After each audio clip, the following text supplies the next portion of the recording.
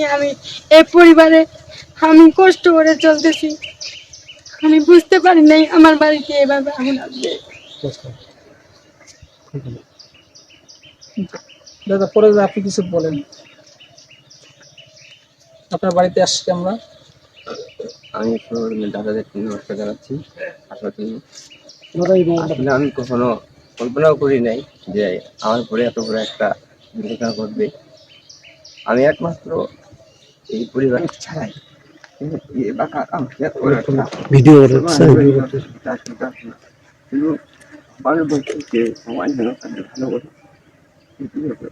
ওনার এত বড় সমস্যা হওয়ার কিন্তু ওনাকে যারা আগুন লাগিয়ে দিয়েছে তাদেরকে কিন্তু খারাপ চাচ্ছে না, তাদের খারাপ করারও কোনো চেষ্টা করতেছে না, খারাপ আশাও করতেছে না। উনি কিন্তু তখন ধরে বলেই যাচ্ছে তাদের জন্য ভগবান সুবুদ্ধি।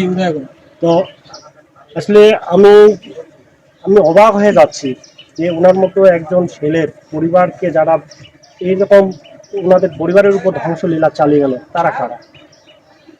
ঈশ্বর তাদের মঙ্গল করুক। আর সেই সাথে ঈশ্বরের কাছে আমরা প্রার্থনা করি সকলেই যে ওনার পরিবার জানি না এখন কেমন অবস্থা থাকতে পারবে। অবশ্যই সেটা সকলে নিঃসন্দেহে বলা যায় যে আতঙ্কে তো থাকবেনই।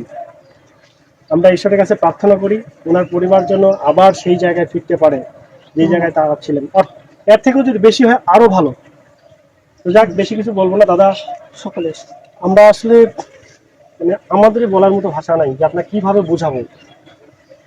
আপনাদের এই অবস্থান দেখে আমরা একেবারে হতাশা হয়ে গেছি, হতাশায় পড়ে গেছি। তো বিশেষ করে আমারই চোখে জল বেরোচ্ছে। তো যাক, বেশি কিছু বলবো না।